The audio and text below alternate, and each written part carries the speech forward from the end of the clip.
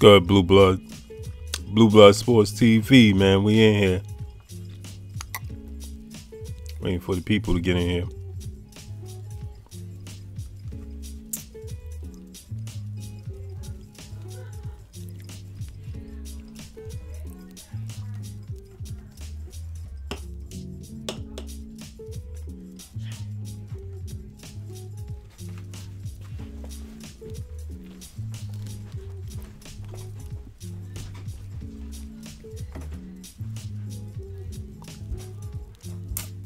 What's good, people? What's good, Jamal? Y'all can hear me clear? Everything good? Not lagging?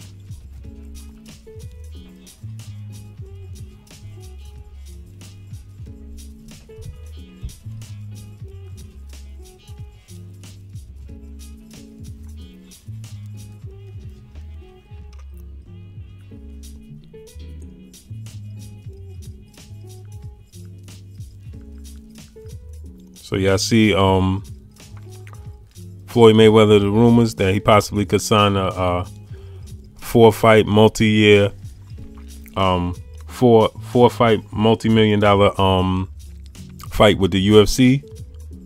Want to get on that, want to touch on that topic. Also Canelo Alvarez, man, and Golden Boy, how they really was ducking and dodging that Billy Joe Saunders fight.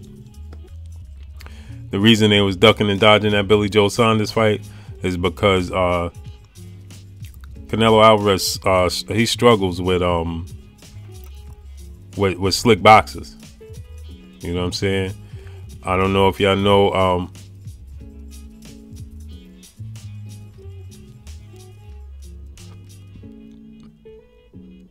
Loma the best ever? Nope. It's all opinionated. 12 inches unbuffed. It's all opinions. It's all opinions. You know what I mean? But it's a reason Canelo Alvarez and Golden Boy Promotions has ducked the Billy Joe Saunders fight. And people gonna look and say, he's not ducking Billy Joe Saunders to fight Triple G. That's not a duck. But if you know Canelo Alvarez style of fighting, then you know that Canelo Alvarez struggles with boxers. So it's Triple G is a better suited opponent for Canelo Alvarez.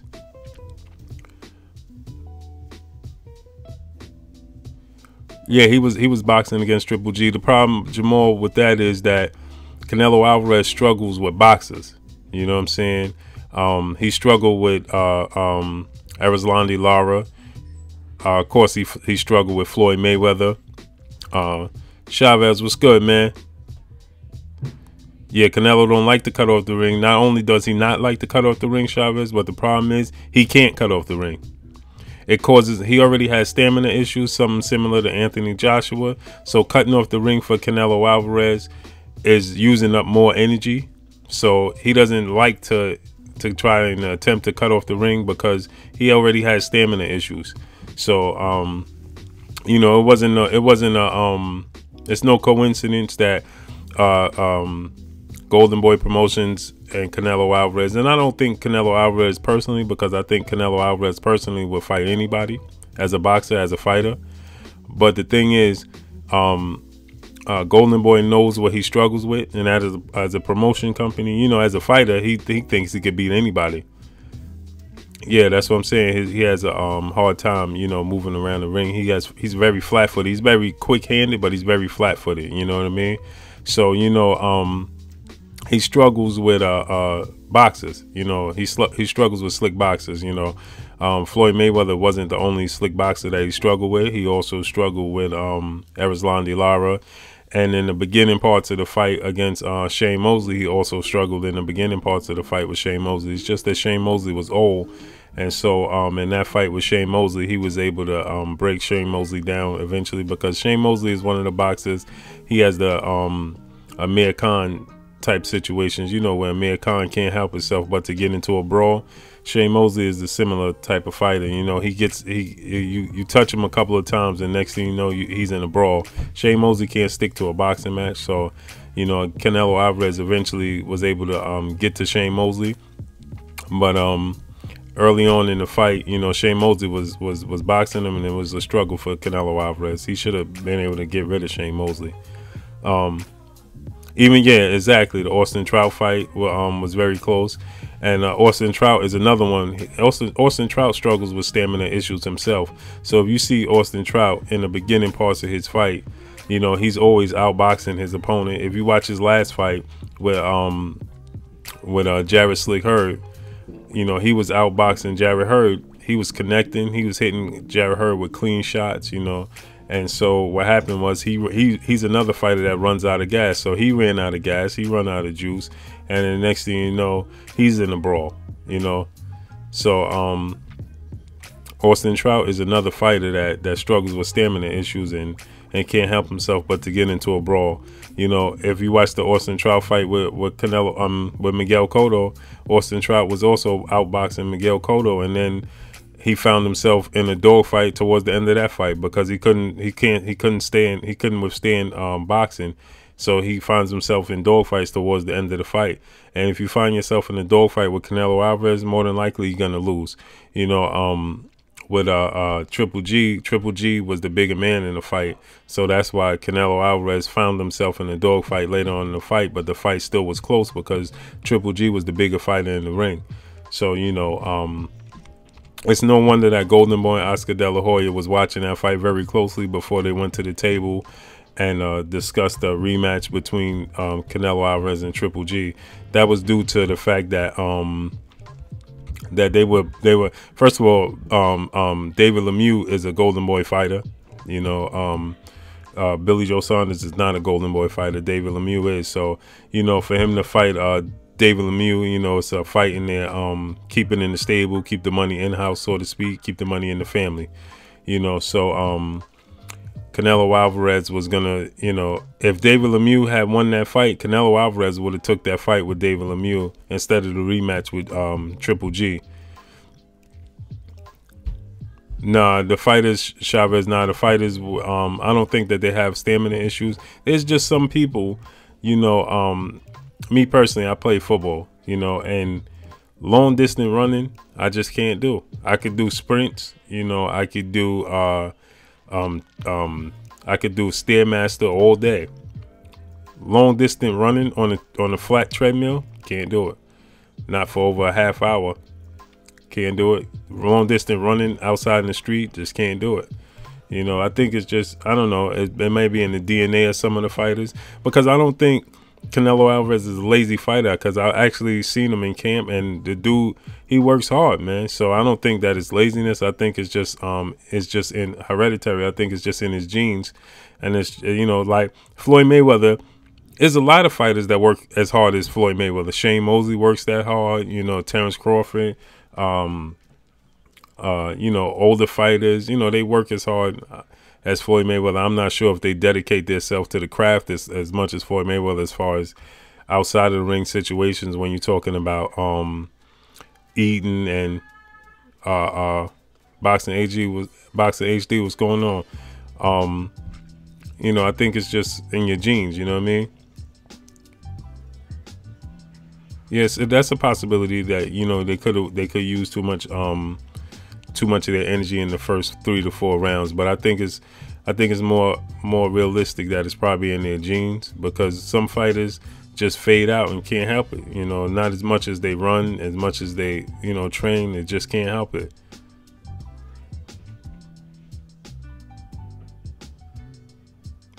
So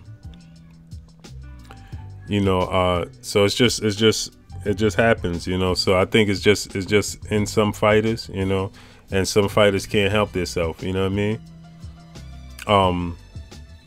And there's nothing they could do about it, you know. It's just Floyd Mayweather's situation. He has a gift, you know. His stamina and his and his ability to last all 12 rounds and look like he hasn't been in a fight and not huffing, not puffing. You know, he looks like he never gets tired. I think that's more of a gift. You know, I think that's just a gift. You know, when he say he God gifted, I think that's God's gifted, man. Who I got in the rematch boxing? I got Canelo Alvarez. I had Canelo Alvarez winning the first fight. You know, not by a large margin. I thought he won by 1 or 2 rounds. I gave him the first 4 rounds. I gave him either round, I don't remember now. It's been a while since I watched the fight. I watched the fight about 6 or 7 times, but I gave him, the middle rounds was all, you know, mainly Triple G. And I think that was due to Canelo trying to pace himself. I gave Canelo rounds 11 and 12, definitely. I gave him, I don't remember if it was rounds 10 or 11, but I gave him the first 4 rounds, and then I gave him 3 of the last 4 rounds. So I had him winning 7 out of 5 rounds. So I had him winning the first fight. I gave him the first fight too. The thing in the first fight though is that, you know, like I said, he was trying to pace himself because he knows that he suffers from stamina issues. So I think that, you know, he was trying to pace himself because he came on in the last rounds. You know, the middle rounds, he was trying to land one big shot, you know, one telling shot and then stay away, you know, maybe 2 or 3 telling shots in the middle rounds and then try to stay away. But, you know,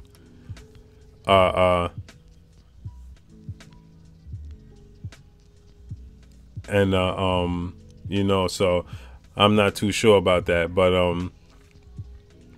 yeah, I have him. I think that he'll win the second round.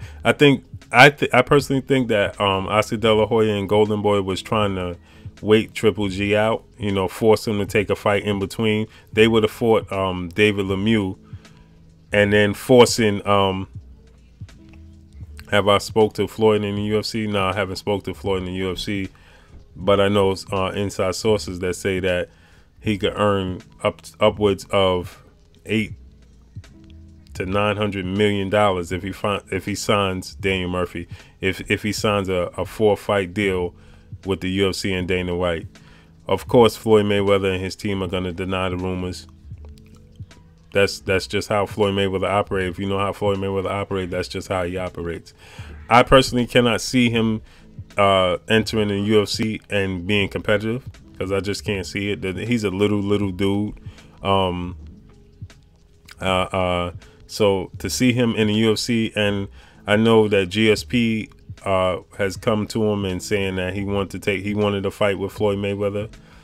GSP is a huge dude, man. You know, he's a big dude, man. I think he fights at 185 now. So for GSP to fight, and when I say GSP, I'm talking about, for those that don't know the UFC or don't watch it, George St. Pierre. You know, he's a big dude. He's a big dude for Conor McGregor. And if you watch Conor McGregor versus Floyd Mayweather, Conor McGregor was too big for Floyd Mayweather. So, you know, I'm not too sure how that's going to turn out. But the rumors and from my inside sources and people that close to Floyd Mayweather in the situation, it's definitely being discussed. So if that answers your question, Daniel Murphy. What do I see? Floyd Mayweather, Chavez. What I think Canelo could do different in the rematch with Triple G. I think that in the rematch with Triple G, hopefully he could get his stamina game up, and in those middle rounds, he starts off fast just like he did in this fight, but in the first fight, and then in the middle rounds, I think he got to land more telling blows in the middle rounds, and in the middle rounds to the late rounds, you know, trying to pace himself in the middle rounds, but he got to win some decisive rounds in those middle rounds, and then take over towards the end. You know, show that he didn't have stamina issues. Show the judges that he was doing. It was a part of the game plan, that he wasn't getting tired, and then caught his second win towards the end of the fight, and then, you know, was trying to come on. If he in the middle, you know, if you watch the fight between Sugar Ray Leonard and Hagler, that's kind of what Sugar Ray Leonard did to the last 30 seconds to each round. His corner would shout out and let him know 30 seconds. You know, once he knew it was 30 seconds or or so and left in the round, then Sugar Ray Leonard would let it all hang out. You know, he would tag Hagler. You know, he would shoe shine on him, he would dance on him, he would let it out. That's kind of how he won that fight. You know, making a strong impersonation on the judges towards the end of the round. So, you know, that's what I think he should do in the later rounds. I don't think Floyd could fight Jamal. I just can't see it, man. He's such a little dude, grappling, like you said, in the wrestling, man. And that exudes energy, man. So me personally, I just can't see him. He definitely not going to be competitive in the UFC. I definitely don't see him being competitive in the UFC.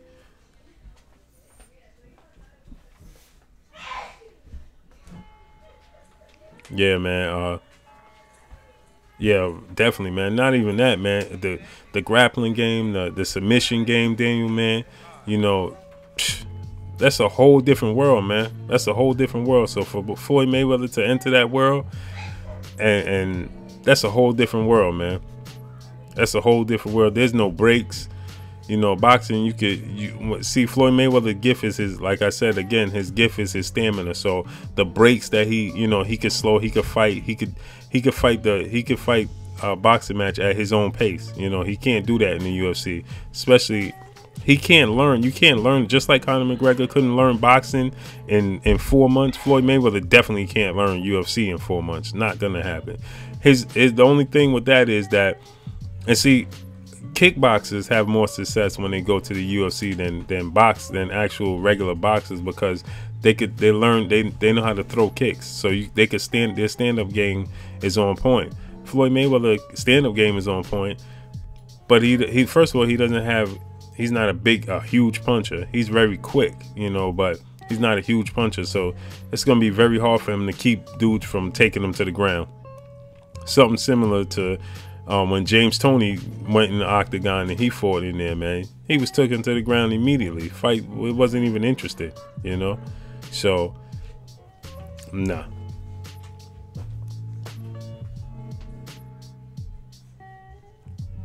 Exactly, Jamal, man. It's a whole different ball game, man. It's a whole different ball game being wrestled to the ground and having to fight your way out. You exude so much. You know, they do get a break.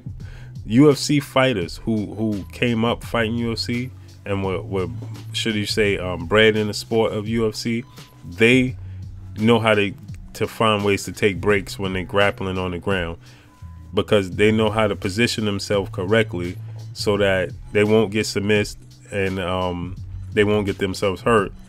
But, you know, so it's kind of like they're just taking a break. Both fighters are stuck in a neutral position, so they take a break then. Floyd Mayweather's not going to know what to do once they get to the ground. So, yeah, yo, Jamal, I've done it when I was a child, when I was a young child. But as far as an adult, you know, I can't imagine, man. It's difficult, man. Just wrestling, period, is difficult. So for Floyd Mayweather to, at this point in time, it would just be for the money.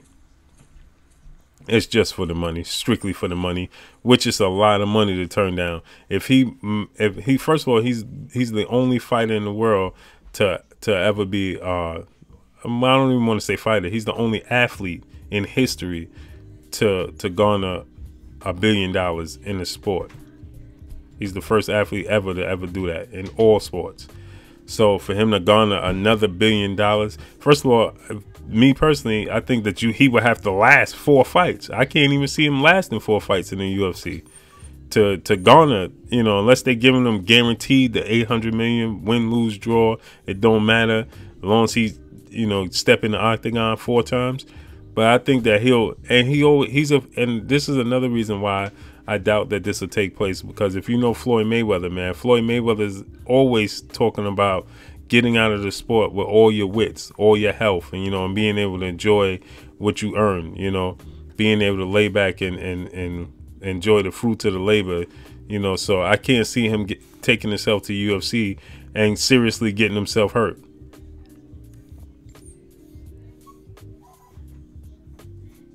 That's what I'm saying, Daniel. I can't really see.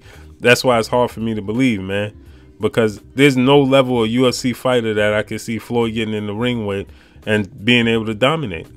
Unless those fighters are taking a dive, because every fighter first of all, he's a little dude. He's not a big dude. He has brittle hands. So for him to get in the ring with the UFC dudes, that's gonna be kind of tough, you know. Like it's not gonna be interesting. Yeah, I think at this point, Daniel, though, man, Floyd Mayweather doesn't even care about his reputation, man. He just care about money, man. Yeah, yo, Jamal, those Louis, yeah, you exactly right, man. Did you see how Anderson Silva broke his leg and he was the aggressor? He wasn't even blocking. He was the aggressor and snapped his leg in half on the low leg kicks, man. Those check kicks, man. That's what I'm saying, man. I just can't imagine this dude. And he's a little dude, man. For anybody, I don't know if any of you guys actually seen him in person, but Floyd Mayweather is not a big dude, man. So I just can't imagine it. But for money, people will do a lot of things for money, man. And when you offering a person, the funny thing is he's already a billionaire. So I can't really see this dude needing the money. But, you know, I can't really understand why. But another $1 billion, I'd take it.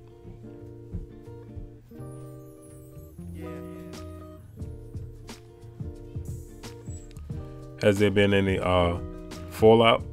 Well, Teddy Atlas and ESPN, Daniel, have came to some sort of neutral agreement. So Teddy Atlas is on a gag order. He can't say much because he's still under contract. So ESPN was smart. What they did was they didn't fire him altogether. What they did was they kind of demoted him.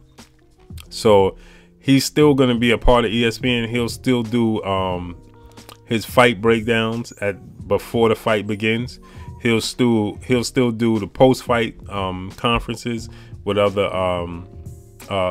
analysts, but he won't be the main analyst. So he won't do the blow by blow. He won't be at the fight. So you know, so he's still under contract. So I think that's kind of a neutral thing, because I think that, you know, for the money. So, you know, he's still under contract. He's still getting paid. So why not? You know what I'm saying? You know, it's integrity and him being embarrassed, you know. So, Chavez, what do you think about Lomachenko calling out Tank Davis? I think Lomachenko knows that he could beat Tank Davis. I think he knows that he's the more superior boxer. And if he could stay away from Tank Davis, Tank Davis' speed and power, then he should easily win that fight. Yeah, because and I don't know that this last fight with Rigondeaux and Lomachenko, Stephen A. Smith, they kind of went at it, and Stephen A. Smith was kind of taken back because Teddy Atlas was almost, you know, he was almost shaming them. Like he was telling them they don't know about boxing without saying, y'all know what I'm talking about. I can't really repeat it because YouTube be on some real tight ship these days. But and not only that, a couple of other analysts Teddy Atlas was warned about, you know, because he put them on blast. He basically tell them on national TV they don't know what they talking about. They don't know nothing about boxing. Where they get their knowledge of boxing? They never been boxers, you know. So they never been in the sport. They new to the sport, you know, because what ESPN did was they bring in a lot of people from different sports, you know, bring them into the sport, different personalities, just to try to jazz up the sport of boxing when they have fights and stuff taking place. So, you know, they're not bringing in too many knowledgeable boxing analysts. They're just bringing in different personalities. So I think personally Teddy Atlas was getting tired of that, you know. Yes, Teddy Atlas, yeah. Teddy Atlas, you know, me personally, part of new media that I am, you know, that Teddy Atlas was becoming. Teddy Atlas at one point was neutral party, you know. He wasn't part of the old media, just spewing nonsense all over the place. And, and incorrect information and hatred, you know, personal, I won't say hatred, but some of these analysts, you know, what they do is they have personal agendas. So Teddy Atlas at once upon a time wasn't one of those people. He wasn't one of those analysts. He kept it 100, you know. And then what happened was, it seemed like they put a little extra money in his pocket, made his pockets a little heavier, and all of a sudden, you know, he jumped on this Vasyl Lomachenko bandwagon, and Andre Ward and Mark Kriegel, Andre Ward and Terrence Crawford. He tells them to their face that they're not the best and Lomachenko's better than them. Sorry, and you know, he just started getting a little personal with it. I don't know where that came from, but yeah, that's if you watch my last video, I did a video on that. Yeah, the way he treated Mark Kriegel, ESPN warned him. He actually got warnings about how he was treating the other analysts on the panel, and he wasn't answering the warning, so they had to do something, man. You know, it's funny though, because the dude was there for 21 years. Yeah, exactly. You know, like Daniel. He was putting too much information out there that, you know, that would how could you say, he was putting too much information, putting too much doubts in the casual boxing fans' minds. You know what I'm saying? The hardcore boxing fans are gonna stick to the sport. When you're trying to attract the casual boxing fans, and you telling the casual boxing fans that the judges are paid off, and you telling the casual boxing fans that, you know, the judges and the analysts don't know what they're watching, and this is wrong with the sport, and basically telling them that the mob is in it, and you know, this is a tragedy, and you know, so when you're doing that to the casual fans, you know, when you're trying to attract somebody to your company, when you're trying to attract somebody to your business, you're trying to sell something, man. If I'm trying to sell you a sandwich, and I tell you it's a good sandwich, but you know, sometimes we get bad meats. Sometimes the people that deliver me the meat are not good. You know what I'm saying? Sometimes the people that deliver me the vegetables to put on the sandwich, you know, sometimes they're not the best people in the world. If I'm telling you this, but I'm trying to sell you a sandwich, that's a conflict of interest. So, you know, that was Teddy Atlas' problem, man. You can't do that, man. Stephen A. Smith, oh man, don't get me started on Stephen A. Smith, man. That dude is one of the biggest clowns going, man. Exactly, man. You know, see, ESPN is just becoming a major player in the sport of boxing once again. You know, they had Friday night fights, but their Friday night fights, there were no mainstream fighters coming on Friday night fights. Now ESPN is hosting fights with big name fighters, mainstream fighters on their channel. They can't have that, because now, see, ESPN is competing with CBS and Showtime with PBC, you know. So is this only boxing? What you mean is this only boxing? That's a corrupt sport? Is that what you're talking about, Daniel? I don't know what you mean by that. But let me know what you mean by that, Daniel. Is this only boxing? But, you know, so back to this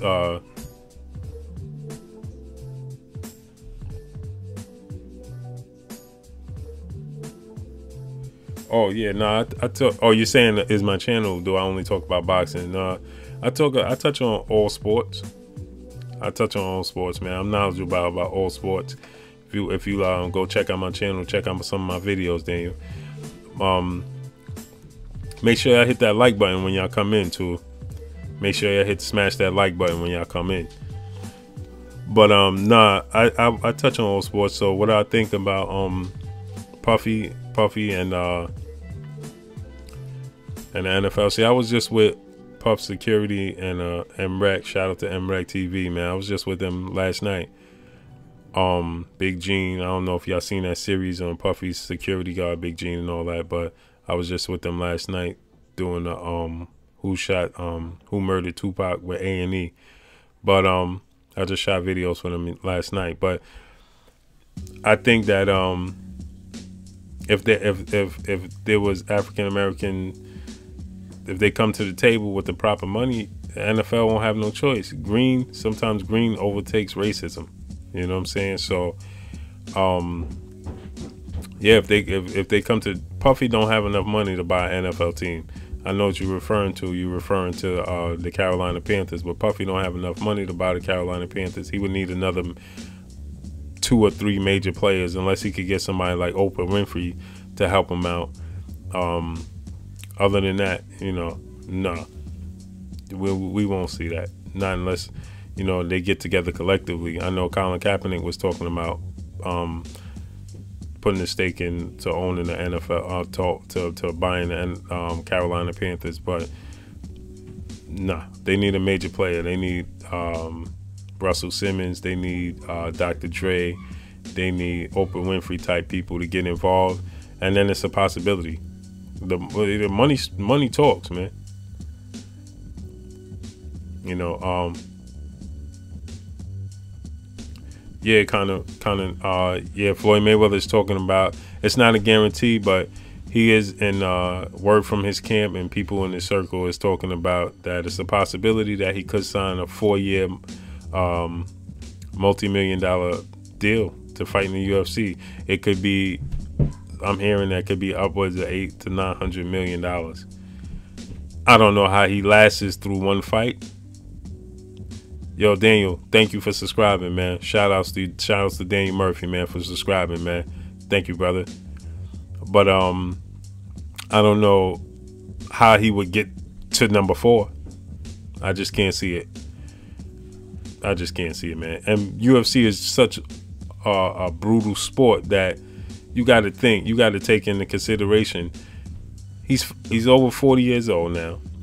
The turnover, the abuse he would take in one fight, you know, to turn around and come back and have a fight, to last to get to 4 fights, I just can't see it, man.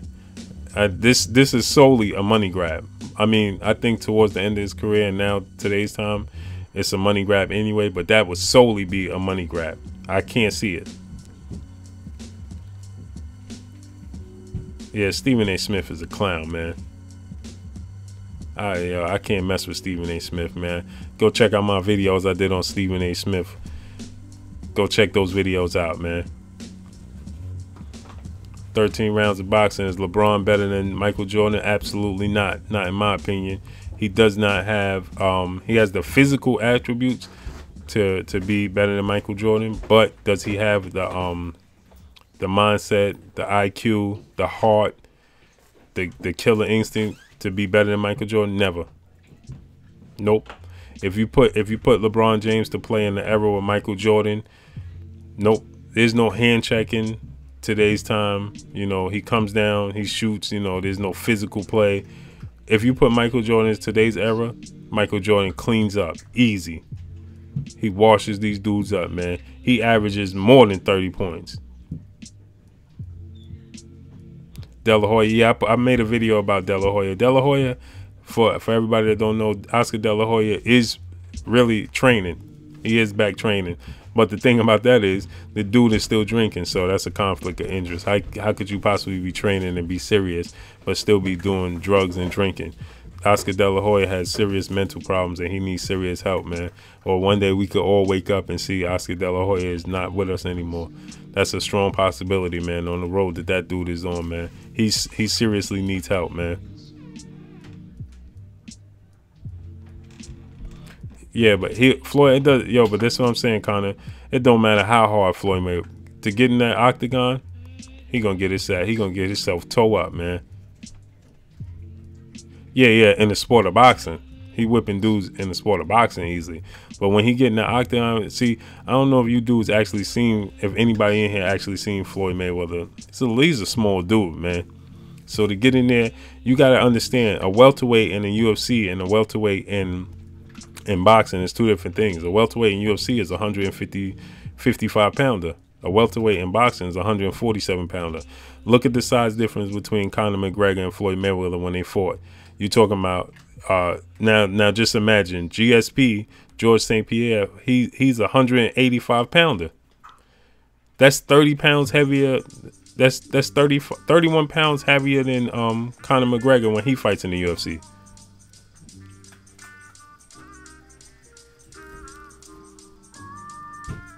Yo, Daniel, man, I'm always, yo, you come to my channel, man, I'm always going to be legit, man. I'm always going to keep it 100. If I can answer all y'all questions, I'm going to answer all y'all questions, man. I ain't like these other channels, man. You get on my channel, ask a question, and I'm going to be like, I'm blocking you. I ain't doing all that, man. It's all opinionated, man. You know what I'm saying? Everybody got an opinion, and that's what we had. We building the family, man. You know what I'm saying? My opinion is not more valid than yours, man. So everybody's opinion is valuable to me. Yeah, yo, kind of Mayorga, man, that dude was crazy, man. But that's why he took so many L's, bad L's in his career, man. Oh man, I think that's a strong possibility. I think Thurman versus Vargas is a strong possibility, and I would love to see that, especially for a comeback fight. Vargas is gonna push him. Oh, Romero, yeah. Yeah, but that's what I'm saying. The type of, but that dude has been in the sport of UFC for a very long time. You know what I'm saying? When you practice that skill, that art for a very long time, man, it's a difference. It's a different discipline. It's a whole different discipline. And you got to understand, nobody in the UFC is going to try to stand up with Floyd Mayweather. He's immediately going to the ground. They're going to test his ground game. Game time 79 said he could win. I doubt that, man. You know what I'm saying? My opinion, I think he get himself toe up when he step in the octagon. Yeah, that money. That's what he got up his sleeve, Connor. He got $800-900 million up his sleeve. You know what I mean? Yeah, but that's the thing, game time 79. You gotta remember, UFC weight classes, welterweight, that's why I said this earlier. UFC welterweight is 155 pounds. Boxing welterweight is 147 pounds. So nah, there's no names for him. You got to remember, he's still, for them to pay him almost $1 billion, he have to fight a name.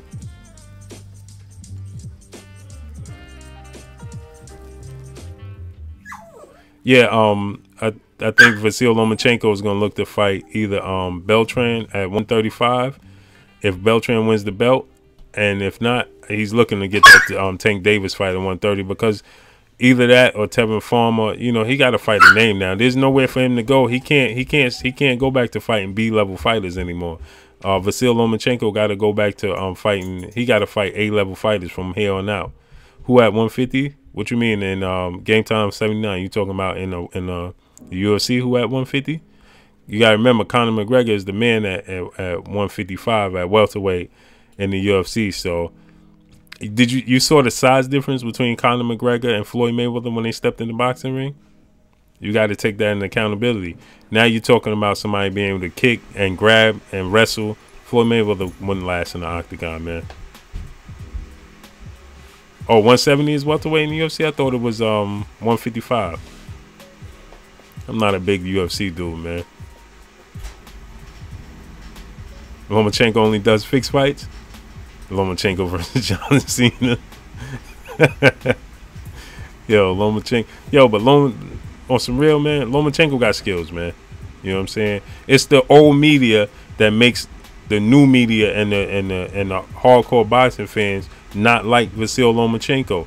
You know, only Vasyl Lomachenko's hardcore boxing fans and decafs support the situation with Vasyl Lomachenko. It's hard for the hardcore boxing fan to support Lomachenko and want him to win because of the way they do things, man. Old media and the decafs, man. That's why we got to eliminate that. Not the decafs, but we got to get rid of old media.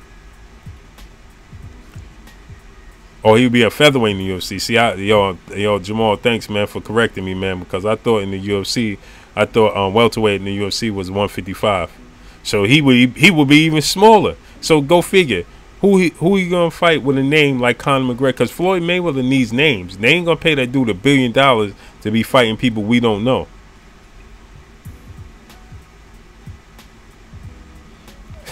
Yeah, man. Dudes will pay to see him lose, and I think at this point in time, with Floyd Mayweather being the way he is, man, the dude probably, I don't even think he cared no more, because you got to remember, at this point in time, Floyd Mayweather, there's nothing he could do he can't do nothing in the sport. He dominated the sport of boxing, and still he's being called a ducker. Still he's being called a coward. Still people hate him.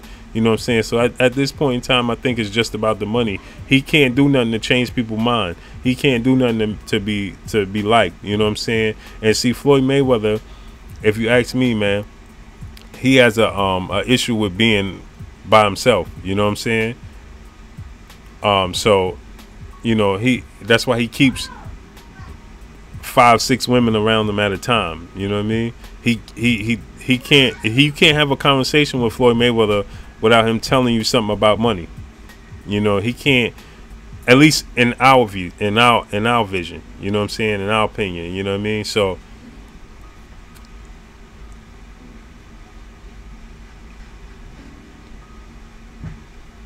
yeah, I'm a Floyd Mayweather fan, man, too, man. But you know, in the sport of boxing, you a fan of Game Time 79? You watch UFC Hard Body, man? See, I don't watch it hard body like that, man. You know what I mean? I used to watch it hard body. I used to like Anderson Silva. That was my dude, man. Anderson and Spider Silva. But from when he broke his leg and all that, man, he started losing, man. The sport of UFC, I was never a big fan of it like that, man. I just like Anderson Silva, and I like Anderson Silva. The reason I started liking Anderson Silva was because Dana White was always hating on the dude. You know what I'm saying? I used to like back in the days, I used to like the Shamrock, you know what I mean? But that was back, yeah. Gracie Shamrock, you know what I mean? When you used to have Tito Ortiz versus Shamrock, you know what I mean? The Huntington Beach Bad Boy, you know what I mean? I used to watch it back then, but today's time, man, as time went on, I stopped watching it, so I don't know too many of the names, you know what I mean? Yeah, so Game Time 79, you like me, man. You know what I mean? I stopped watching it back then too. That was, you know, I started watching it when it was Anderson Silva, but I started fading away, man. Yeah, you're right, man. You know, people will spend $800 million just to see that man lose, man. They'll spend $800 million just to see him lose. Yeah, exactly, man. He still do that, man. When Anderson Silva had that fight, and he was blaming Anderson Silva for dude laying on the ground, and then you got to think, what's the new dude name? He got the beard now in the UFC. I don't remember his name. Black dude, Tyron Woodley. Yeah. Tyron Woodley. When Tyron Woodley I don't know if the dude that Anderson Silva just fought, Tyron Woodley. When Dana White was hating on Anderson Silva, saying he was so boring, the dude lays on his back intentionally, and wants to fight laying on his back, and so dudes don't want to jump on him, so that makes the fight boring. So now you had Tyron Woodley fighting that same dude, and now here you go, Dana White coming out and saying this same dude. Now Tyron Woodley is a boring fighter, when the common denominator is the dude that they was fighting. You know what I'm saying? But you know how Dana White is. We know what that is already. We know what that's about. You know what I mean? Ultimate Warrior in the WWF. Yeah, that was my man. Ultimate Warrior was my man. You know what I mean? But so what y'all think, man? Y'all think that so it's rumored that March 3rd we're gonna get Luis Ortiz versus Deontay Wilder. And March 3rd, Sergey Kovalev could be fighting some dude named Igor, who the boxing world really doesn't know, you know. And on that undercard, we're going to get Sullivan Barrera versus Bivol, which is another big fight, you know what I mean? That's a big fight, Sullivan Barrera versus Bivol. But on the main event, you're going to get Sergey Kovalev versus a dude named Igor, who I'm a hardcore boxing fan. I don't even know who this dude is, man. So, you know, Sullivan. It seemed like Sergey Kovalev was trying to get some just some W's under his belt before he started getting in there with big names. Nah, I think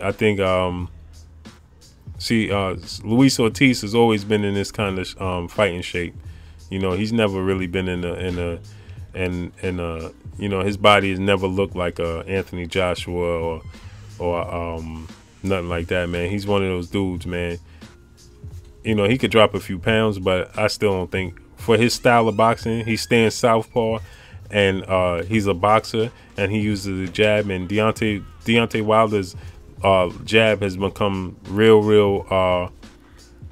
Every fight, his Deontay Wilder left hand jab is getting much better. So, you know, his left hand is going to set up that right hand. And you got to remember, you're talking about an orthodox fighter fighting a southpaw fighter. So now Deontay Wilder, with the longer reach and the power, that right hand is going to come right down the pipe. So what's going to happen is Luis Ortiz is going to be real defensive in that fight, because he's going to be scared to let his hands go, because he's going to be, see, when you're a southpaw fighter fighting an orthodox fighter, you already aware of their left or their right hand. So now you're talking about a right hand that's knocking people smooth out. You know what I'm saying? So he's going to be aware of that right hand anyway. So it's going to make him defensive to start the fight. It's going to be boring in the beginning. He's going to be on the defensive most of the fight. And he's going to make a mistake. He's going to open up. He's going to get stretched. He's going to get starched. He's going to be put out. That's it. Fight's over. Lights out. You want to see Luis Ortiz get brolic? I doubt that, man. That dude, I don't think that dude is old, man. Charlo winner versus all 160 pounders. I think Charlo is a 50-50 fight for all 160 pounds. I won't say that he will definitely win versus all 160 pounders, because I seen the fight with Charlo versus J-Rock Williams, and I seen J-Rock Williams landing some real telling blows. Some nice, clean right hands, telling blows. And J-Rock Williams is nowhere near the size of a fighter, let's say, of Danny Jacobs. You know, Charlo was towering. He was the way much bigger fighter versus J-Rock Williams. And most of the fighters that he fight, he get in there with Danny Jacobs, and Danny Jacobs starts landing the right hands and those hooks, left hooks, that J-Rock was landing on Charlo. It's gonna be a whole different fight. Deontay Mayweather gonna make him throw bows, and Deontay Wilder gonna starch Luis Ortiz. If you ask me, it's gonna be a good fight though, man, because Deontay Wilder gonna be in there with a boxer and a dude that can actually hit him with power. You know, Luis Ortiz is a boxer, man. He got skills, man. So, you know, he gonna touch Wilder. You know what I mean? He could set him up. He a real smart boxer. He's a Cuban fighter, so you know the Cuban fighters have a certain style about them. They're very good boxers. So to be a heavyweight Cuban boxer in that sense is going to be like, you know, major. You know what I mean? So that's going to make the fight real interesting, if you ask me. And I can't wait to see it. I'll be there. I'll be there covering. I'll be there fight week. I'm going to bring y'all all the information, all the videos. Man, I'm telling y'all, fight week, man. Y'all give me a list of fighters. If everybody could give me some fighters, you know what I mean? Give me some questions y'all want to know. Y'all want me to ask certain fighters. It's fight week. If those fighters are there, man, I'll ask those questions that y'all want me to ask, and I'll get back to y'all and let y'all know what they said. I'll make videos about that. So y'all give me fight week. Fight week coming up with Errol Spence versus Lamont Peterson on Tuesday. That Tuesday I'll be going live, because, well, actually that Monday I'll be going live. And y'all can give me, y'all start writing down what y'all want me to ask certain fighters. If those fighters are there, I'll go grab those fighters and I'll ask them the question that y'all want asked. You think Ortiz can win? I think Ortiz have a chance to win. Ortiz is not a bum. Definitely a good fighter, Connor. Ortiz is a good fighter, man. Nah, see that's the thing, Connor. You got to remember, if he used his left hook against Luis Ortiz, he gonna open himself up for the straight left from Luis Ortiz. You know what I mean? If you gotta remember, from the stance that he fighting the orthodox, because you gotta keep in mind that Luis Ortiz is a southpaw. So if he opened himself up to throw a left hook, when he opened himself up to throw that left hook, see, Deontay Wilder is not he's not disciplined defensively. His defense is not disciplined. So if he opened himself up for that left hook versus Luis Ortiz, he's not disciplined enough to keep his chin and his, you know, he goes straight back. Luis Ortiz straight left. See, Luis Ortiz will step forward, step into him, and land that straight left, and he could possibly hurt Wilder, even drop him, man. So to use the left as a weapon, it's not going to be a weapon, man. He will have to use he going to use his jab, a jab to the belly and bring it upstairs, because the straight right is gonna be there for him all night.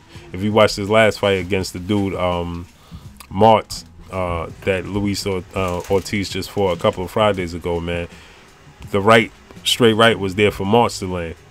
So just imagine. Game time 79, yes sir. Bomb squad, man. Pull counter. Deontay Wilder using the pull counter. That's gonna be hard for him to use versus Ortiz, because Ortiz is right in the range. Daddy, where pardon me, y'all. Yes, baby. Okay, wait, Daddy's talking. So the pull counter won't be, you know, game time 79. The pull counter won't. You gotta wait, baby. Okay, I don't know, but you gotta wait. Yeah, you gotta wait. So the pull. Sorry about that, yo. That's my daughter, man. But the pull counter won't work against Luis Ortiz, simply for the fact that Luis Ortiz is at the correct height. He's not too short and he's not too tall. He's right in between, where the pull counter, if he lean back and go for the pull counter and he missed the pull counter, the right would be there for Luis Ortiz, because Luis Ortiz is a southpaw. So the pull counter won't work against Luis Ortiz because he's right. He's the correct height. Yeah, the check hook, yeah. Depending how you use it. You know what I'm saying? Depend how you use the check hook. Because you gotta remember, you opening yourself up. If you don't have the reflexes and you're not sharp enough to recover quick enough, you know, and you dealing with a smart boxer, he'll step in. See, a check hook, most people who use the check hook, they lunge with the check hook. So you lunge with the check hook, you miss it, you gotta remember, now you lunging with a check, especially if you using the left. So using the check hook to the left, and you opening yourself up, and you talking about a southpaw. If he move himself in the correct position, if he move himself to the left as you throwing it, the check hook, and he moving and he step to his left, you now, if you're not defensive discipline enough to put your guard up, his straight left, his best punch is right there. It's a target. His best punch is right there. Bang. So when you're dealing with a Cuban fighter such as Luis Ortiz, you throw a check hook, you miss. If he don't cover up, if he cover up, you good. What's good, Lou? What's good, Lou? If you don't cover up, hopefully he covers up, or you connect. But if he's smart enough to see that you throwing a check hook and he step to his left, and you miss, because now you coming around his shoulder, and he throws the straight left or a hook, it could be curtains for you. You know what I'm saying? So, you know what I mean? I can't wait for that fight, though. I think Deontay Wilder is out to prove a point. I personally think Deontay Wilder is the best heavyweight in the world. And let me tell y'all something, man. Don't sleep on Joseph Parker. Joseph Parker versus Anthony Joshua. Don't sleep on him, man. Don't sleep on Joseph Parker. You know, don't fall asleep on it. I personally think Anthony Joshua's going to win that fight, but we can't fall asleep on Joseph Parker, man. Joseph Parker got just enough skills. He's good enough, you know, to make he's good enough to make Joshua pay for when he gets tired and he struggles, you know, with his fatigue, and you know, he got just enough skills and enough power to make Anthony Joshua pay, man. So we can't sleep on Joseph Parker. You know, that's a dangerous fight for Anthony Joshua, man. I think, me personally, and I don't want to take nothing away from the credit of Luis Ortiz and Deontay's, you know, because I hope Deontay Wilder, if he starts and stretch Luis Ortiz, I want Deontay Wilder to get full credit for that. You know what I'm saying? I want him to get full credit for that. So when he starts Luis Ortiz, I want Deontay Wilder to get full credit, because everybody keeps saying he fighting bum squad. His whole lineup is bums. He don't fight nobody. So everybody say he was ducking and dodging Luis Ortiz, and he was ducking and dodging this person and that person. Alexander Povetkin. You know, I want him to get full credit for beating up and starching Luis Ortiz. So, you know what I'm saying? I don't want to take nothing away from Luis Ortiz, but I think the more trickier fight is going to be Anthony Joshua versus Joseph Parker, because of the shortcomings that Anthony Joshua have, man. Yeah, I hope or yo Lou, I hope Ortiz is clean for this, man. If you just getting in here, Lou, man. So I don't know if you know, but it's rumored that Luis Ortiz versus Deontay Wilder could be set for March 3rd at the Barclays Center.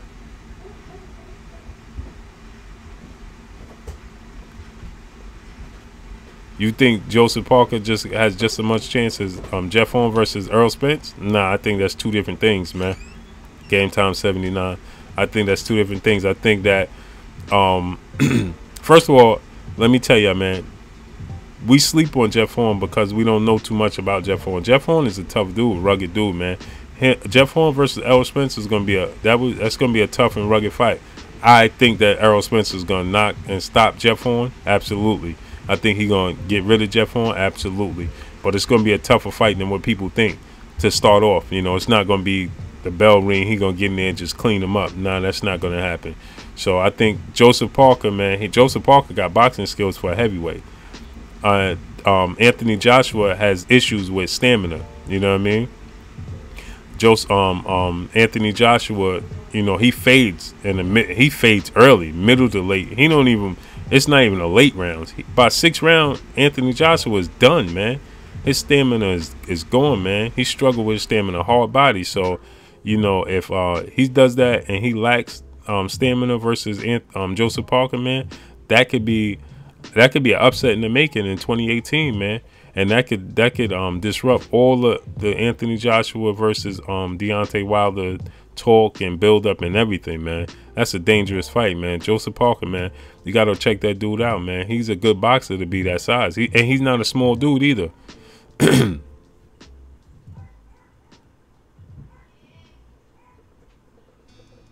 Yeah, Barclay, man. It's live out here, man. Barclay live, man. I'll definitely be there. I'll be there fight week covering the fight.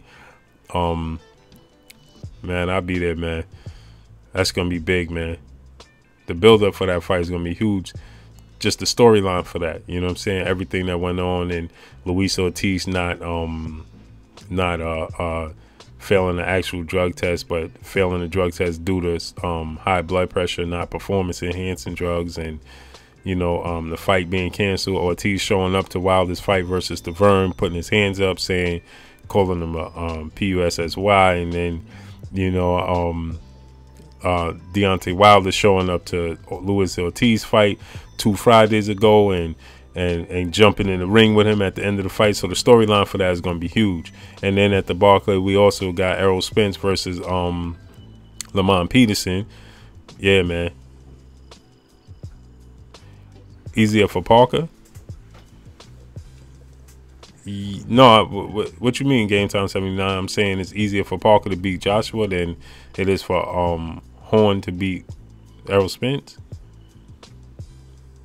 Yeah, that's what I'm saying, Lou. 5 to 6 rounds, man. Then Anthony Joshua, man, he gas out on us, man.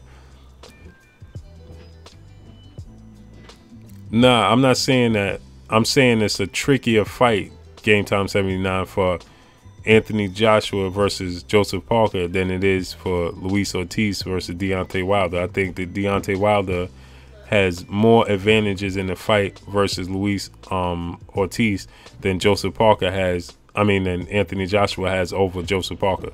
I think the fact that Anthony Joshua struggles with stamina issues and he struggled with defensive issues, you know, with Joseph Parker's skills and his size, because you got to remember, Joseph Parker's not a little heavyweight. He's 6'5" himself.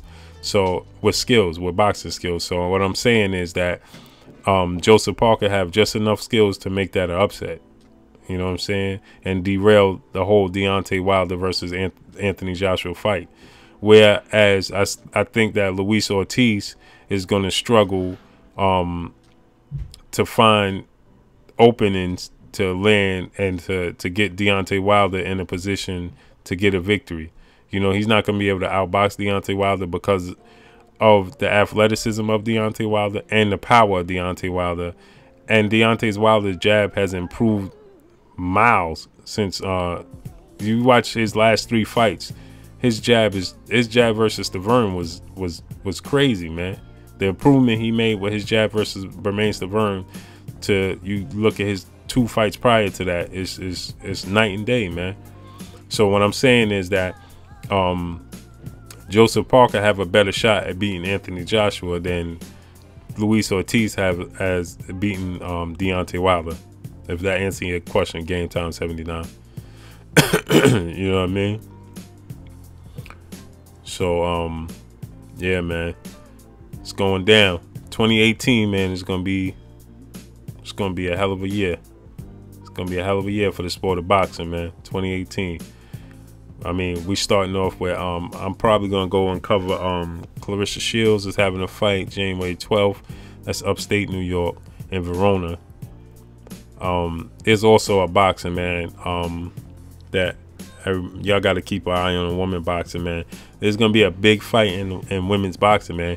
Clarissa Shields versus Napoleon. There's a woman boxer named Napoleon, man. Animal. She's an animal, man.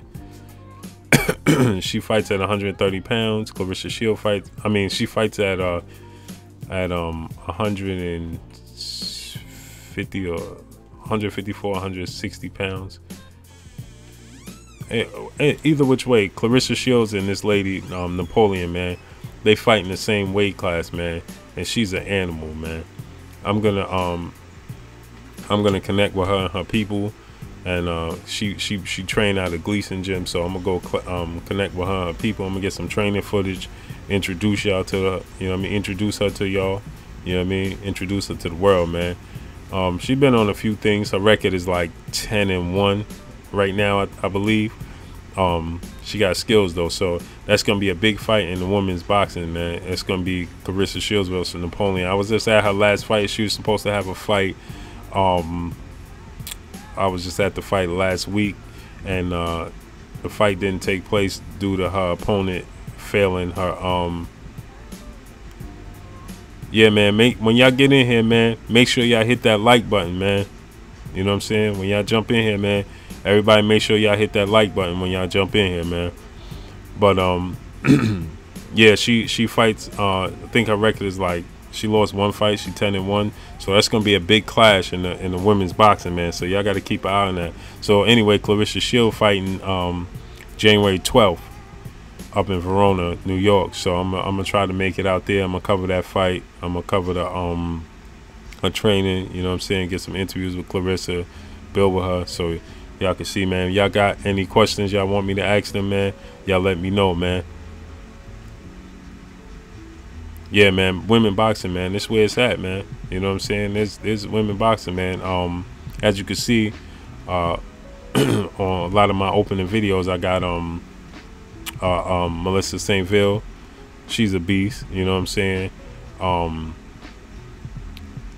It's a lot of women boxers out there, man. Now, women boxing is not being discussed, and man, they put on some action-packed fights, man. I was just at Lou DiBella Entertainment, Lou DiBella Promotions. I was at his fight. That was last Thursday. It was Wednesday or Thursday. I was at Lou DiBella fights out in the city, and I was covering that fight and the main event. But what happened was, her opponent, I was gonna cover that fight, and her opponent failed her physical in the back right before the fight was getting ready to start. But her name is Napoleon, man, and she's in the same weight class as Clarissa Shields, and that's gonna be a huge fight, man. That's gonna be a huge fight. So y'all gotta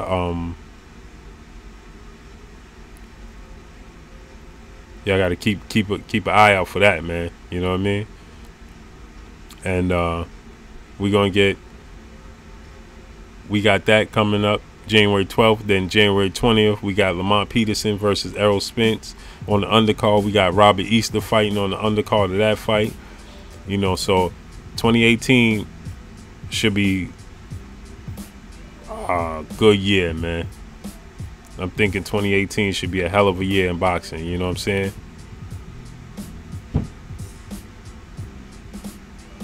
Nah, man, she had high blood pressure or something, man, right in the back, man, right prior to the fight, man. I was standing right next to her, and Alicia, her name is Alicia Napoleon, man. She got a record of like 8-1, 9-1, and she's in the same weight class as Clarissa Shield, man. She's a middleweight, man. Y'all got to check them out, man. She's official.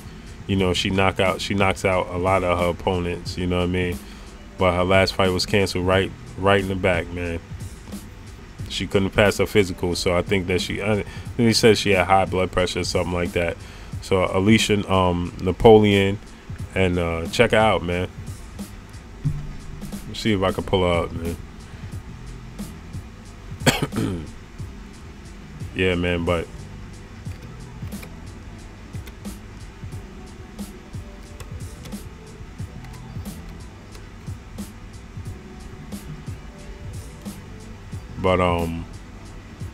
yeah, here she go, man. She's a beast, man. She's a beast. Oh, she 8-1. She's an animal, man. I was at our last 2 fights. She's an animal, man. So y'all gotta check her out. She fighting the same weight class as Clarissa Shields. That's a clash, man, coming up, man, between her and Clarissa Shields. And then, you know, y'all let me know if y'all can still hear me and everything's good, man, because my streaming bar is saying that I'm having issues with it. So let me know if y'all can hear me, if there's any struggles, man. But yeah, she an up and coming fighter, man. She gonna be a beast. She is a beast already. So, you know, her versus Clarissa Shields is gonna be something to watch. You know what I mean? And so then we gonna get the Canelo Alvarez versus Triple G fight.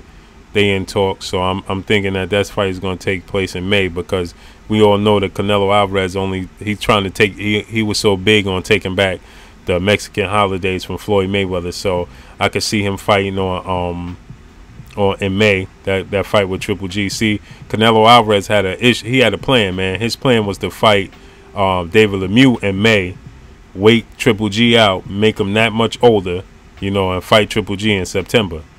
You know, and but Billy Joe Saunders disrupted that, and the style that Billy Joe Saunders fought, and the style and the way he beat David Lemieux, he outboxed him. I couldn't find one round to give to David Lemieux. So the way he outboxed him and outclassed David Lemieux, man, that scared Oscar De La Hoya and Canelo Alvarez away from him, man. Canelo Alvarez, I can't really see him fighting the Charlo. I can't see him fighting Danny Jacobs.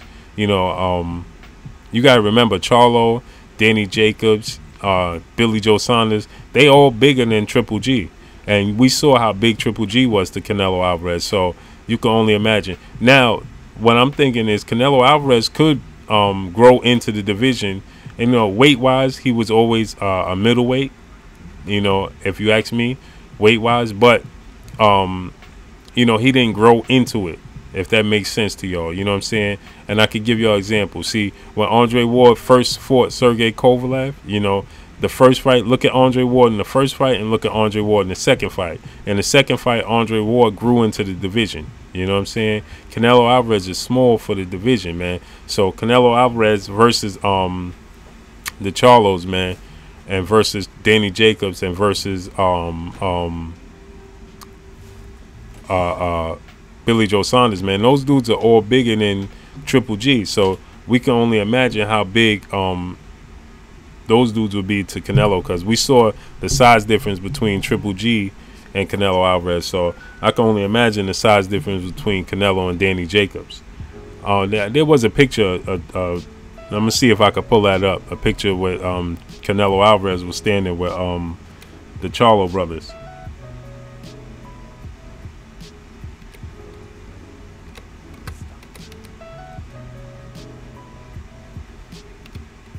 Let me see if I can pull that picture up for y'all.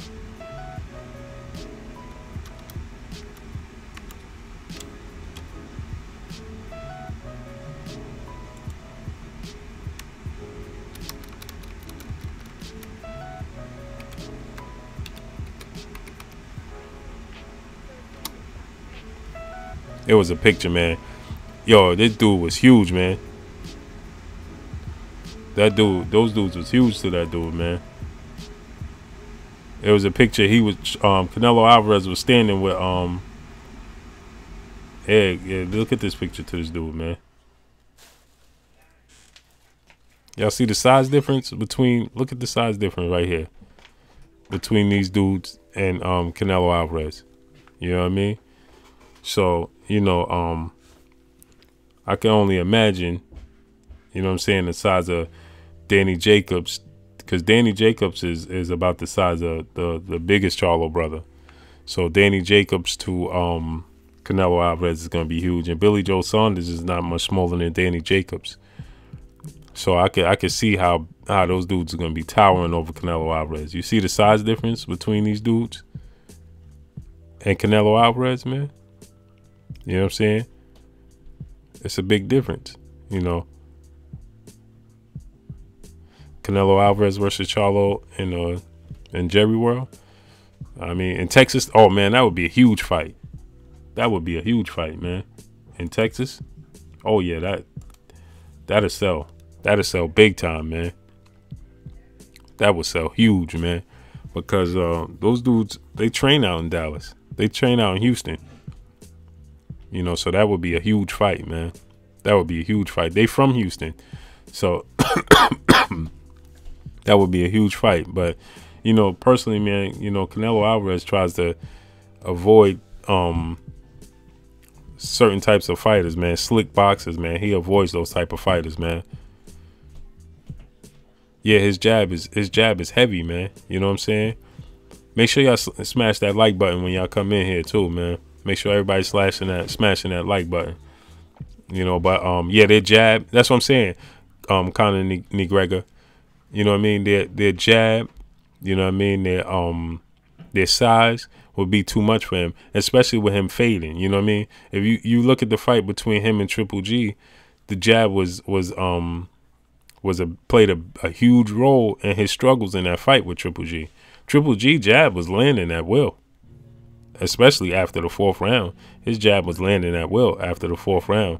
So, you know, man, I really see them dudes being too much for him, man. I can't see Canelo Alvarez and the way Billy Joe Saunders. Now, maybe I saw times where Billy Joe Saunders slowed down in the fight with David Lemieux, you know, and he was getting caught with some shots. I don't know if that was due to him being up so much on the scorecards, and he was just, you know, being lackadaisical and getting caught with stuff that normally he wouldn't get caught with if he was on guard 100%. I'm not sure if that's the case, but you know, I did see him getting caught at times, you know, with some shots. But Canelo being so flat-footed, like a David Lemieux, and not being able to cut the ring off, I think that was an example of what would possibly take place between Canelo and Billy Joe Saunders. Although Canelo does have the power, you know, and I think he's a way better boxer, and he has more hand speed than David Lemieux does. You know what I mean? But as far as foot speed, I think his foot speed is the same as David Lemieux, so I think that he would struggle heavily in that fight against Billy Joe Saunders. And I think that Canelo Alvarez and Oscar De La Hoya, you know, I would lean more towards Oscar De La Hoya and Golden Boy realizing that and not really wanting to put him in the ring. But the thing about that is, eventually Canelo Alvarez is going to have to get in the ring with those dudes, because where does he go from there? Let's say he beats Triple G in this fight. Where does he go from there? Because in the 160 pound division now, he got Danny Jacobs in that division. He got Billy Joe Saunders in that division. He got Charlo in that division. You know, there's really nowhere for him to run. He's gonna have to face one of those 3 fighters. He's gonna have to, you know.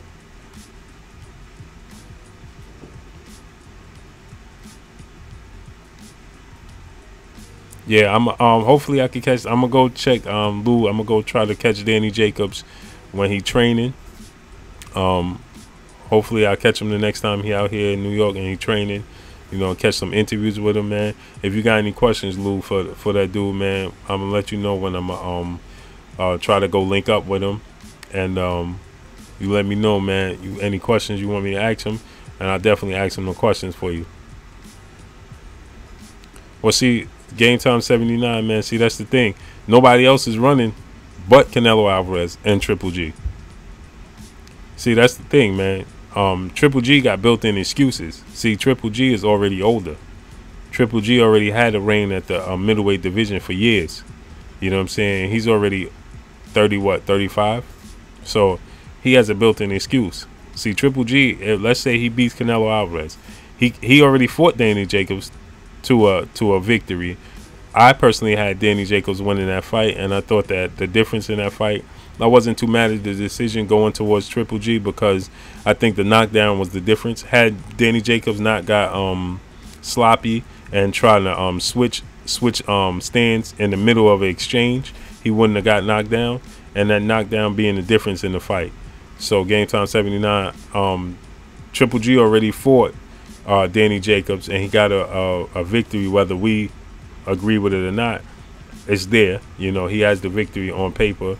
So Triple G could say he beats Canelo Alvarez. He could take a fight with, let's say, Billy Joe Saunders next. After that, try and unify. If he lose, he could always fade into the sunset and say, listen, I'm 36, 37 years old. I can't do it no more. You know what I'm saying? That could be his out. But now on Canelo Alvarez, on the other hand, Canelo Alvarez is a young dude. You know what I'm saying? So Canelo Alvarez is looking to be in the sport for many more years. So for Canelo Alvarez to be in the sport for many more years, and he's already moved up to what I think is his max weight. I don't think Canelo Alvarez can move up to 168. I don't think he could do it. So Canelo Alvarez is gonna have to fight at 160. So for Canelo Alvarez to fight at 160, means that he's gonna have to fight Demetrius Andrade, you know, who's not talked about as much, because I think that Demetrius Andrade gets a lot of bad. His team, I don't think his team is that good, and I think that Demetrius Andrade gets bad advice, so he's not talked about as much. But Demetrius Andrade is a major player in the 160-pound division. So you got 4 dudes. So let's say he gets past Canelo Alvarez, gets past Triple G. Where do you go from there? Because now you have to take on either Demetrius Andrade, you got to take on Billy Joe Saunders, you got to take on Danny Jacobs, or you got to take on Charlo. So, you know, he's going to try. I believe that he's going to try and take on the lesser of the 2 evils, which would be Billy Joe Saunders, because he's not as big of a puncher as Charlo, Jacobs, and Andrade. See, Andrade is a much more powerful puncher, because he's more accurate of a puncher than Billy Joe Saunders. Triple G mandatory is Charlo. Not gonna happen. He's gonna fight.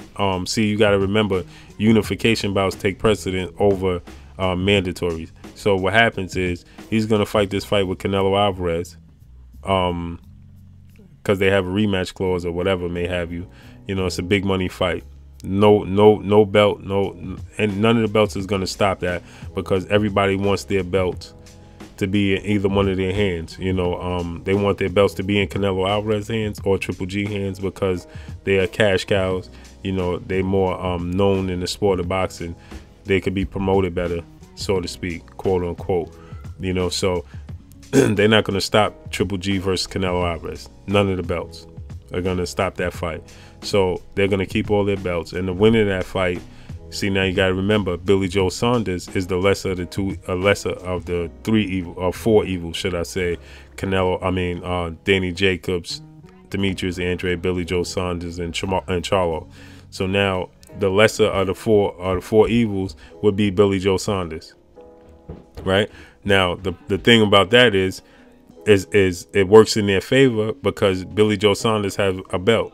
So now unification belts take precedent over mandatories. So now it's not like they're going to be cherry picking, because it's going to be a unification bout. So the winner of Triple G versus Canelo Alvarez will have 3 of the belts, and then Billy Joe Saunders holds 1 of the belts. So getting the belt from Billy Joe Saunders would give us a undisputed champion in a middleweight division. So, you know, everything works against Triple G fighting his mandatory. So we're gonna get we'll probably get Danny Jacobs versus Charlo before we get Triple G versus Charlo. So I really don't see us getting Triple G versus Charlo before we get Danny Jacobs versus Charlo. Now the thing about that is Now here's a thing. Now here's a piece and that could shake up the game. Triple G is going to fight Canelo Alvarez in May. So that means Triple G, the winner of Triple G versus Canelo Alvarez, won't fight again. And if it's Canelo Alvarez, definitely not fighting again till September. So now you're talking about a stretch from January to September. Billy Joe Saunders can't be inactive from January to September. So in between there, Billy Joe Saunders is going to have to take a fight. Here's where it gets tricky. Danny Jacobs is putting the pressure on Billy Joe Saunders to take that fight, and Billy Joe Saunders really doesn't have an excuse not to fight Danny Jacobs at this point in time. So Billy Joe Saunders taking a fight with Danny Jacobs, I favor Danny Jacobs to win that fight. Now look how that just got tricky, because now Danny Jacobs holds the belt. So now, let's say Triple G wins that fight against Canelo Alvarez. Now he would, if Danny Jacobs beat Billy Joe Saunders, he has the belt. So now he would have to either take the fight with Danny Jacobs as a rematch and have a unification bout with Danny Jacobs, forcing him to have the fight with Danny Jacobs, or he could have, now he have to take his mandatory, what would be Charlo. So it will put them in a pickle. So I'm hoping that Billy Joe Saunders takes the fight with Danny Jacobs, because Billy Joe Saunders takes the fight with Danny Jacobs, that's going to force I'm saying this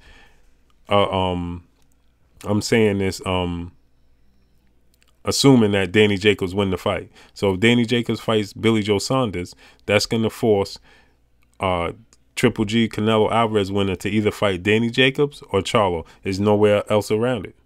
They have the winner of that Triple G versus Canelo Alvarez fight will have to face either Danny Jacobs or Charlo. So that's the way that we could get the fight that we want. Now, if Billy Joe Saunders, because Billy Joe Saunders doesn't have a mandatory at this moment. So now Billy Joe Saunders could pick a light touch fight in between before the Canelo Alvarez Triple G fight. That's the problem.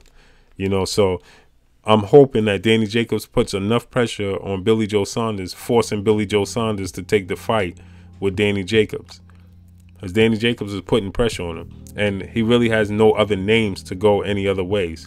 So if Danny Jacobs puts enough pressure, and you gotta remember now, Danny Jacobs is with Eddie Hearn, and he's with Matchroom, and they're with HBO. So there's really no reason for Billy Joe Saunders, who just fought on HBO, versus David Lemieux.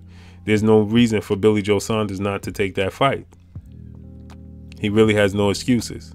Now, he can duck him, but he has no real excuses not to take that fight. So Billy Joe Saunders, if Danny Jacobs could put enough pressure on Billy Joe Saunders, then this is how we could get the fights that we want to see. Danny Jacobs could disrupt that whole plan of Triple G and Canelo and Oscar De La Hoya, because Danny Jacobs beats Billy Joe Saunders, forcing the unification bout to be Billy Joe Saunders, to be Danny Jacobs versus the winner of Canelo Triple G.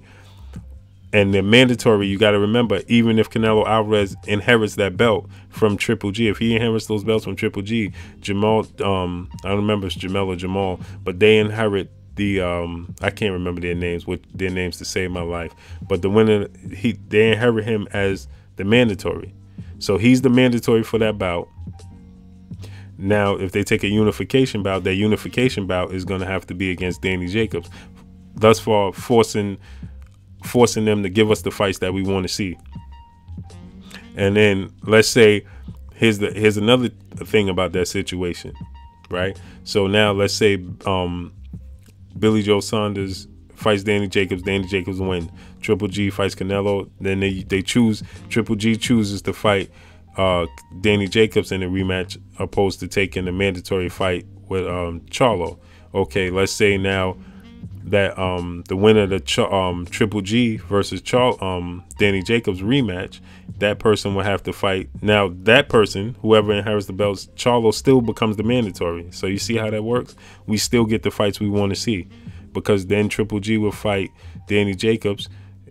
If he beats Danny Jacobs, he still have to fight Charlo as his mandatory, and if Danny Jacobs beat him, then Charlo will be Danny Jacobs mandatory, thus forcing us to get the fights that we want to see. So it's up to us as new media to force them to give us the fights that we want to see. You know what I mean? And so that's how we get that, you know. And then we get the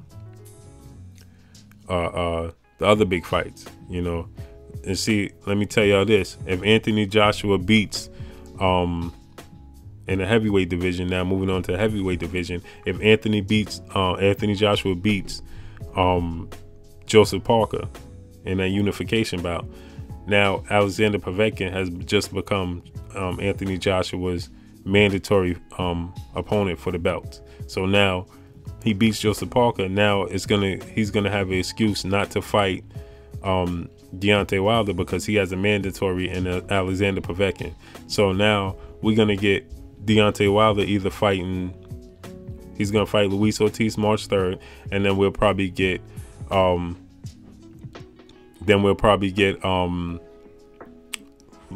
Wilder versus, let's say, a Dylan White. Because where does he go from there? Because Tyson Fury is probably gonna. I told you guys before. Again, you know, Let's Go Champ is saying that the fight between him and Tyson Fury is set for April. That's Shannon Cannon Briggs, you know. So Tyson Fury, if he fights Cannon Briggs, Tyson Fury's not gonna fight Deontay Wilder or Anthony Joshua no time soon. He's not gonna fight them until 2019. So that would leave Deontay Wilder to take on. I'm pretty sure he's gonna have to take on Dylan White or something like that. You know, it's not possible for him to have a fight. He's not gonna wait to the end of 2018 after fighting early in 2018 in March. For him to wait until December of 2018 to fight Anthony Joshua is not gonna happen. So we're gonna have to get a Deontay Wilder versus somebody in between there. So, you know, they'll find a way to duck or hold him out. Who's that? Deontay Wilder? Lou, you talking about Deontay Wilder? I don't know, man. But yeah, man. So this is what our 2018 is looking like, people. You know what I mean? But I'm about to get off here, man. So that's all I got for y'all, Blue Blood Sports TV, man. Y'all make sure y'all tune in. Make sure everybody hit that like button when y'all come in, man. Make sure y'all hit that subscribe button. Make sure y'all hit that bell icon to get all the new notifications when I'm on, when I'm live. You know what I mean? Touch base. You know, new media, man. We taking over. We got to put the pressure on the old media and get them out of here, man. You know what I mean? Old media. When I say old media, I'm talking about the Jim Lampleys of the world. I'm talking about this dude for ESPN, man. This guy, man. Dan Rafael, man. They hurting the sport, man.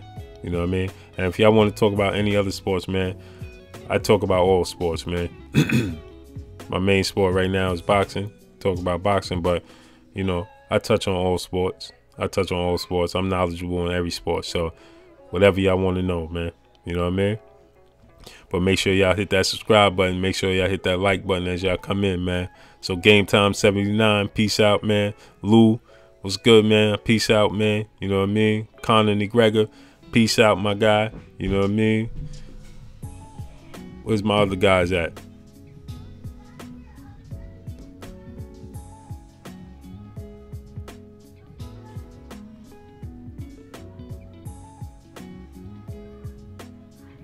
Where's my other guys at, man? Jamal Davis, peace out, man. You know what I mean? Lou, Game Time 79, 13 rounds of boxing. You know, Daniel Murphy, good looking on the subscribe, man. You know, sorry, y'all. Got a little cold. Daniel Murphy, Chavez, man. You know what I mean? Jamal Davis, all y'all, man. Peace out, man. Y'all have a good day, man. I'll be back probably tomorrow or something. You know what I mean? So y'all make sure everybody hitting that like button, hitting that subscribe button, hitting that bell icon to get all the new notification, y'all. So I'll check y'all later, man. Peace.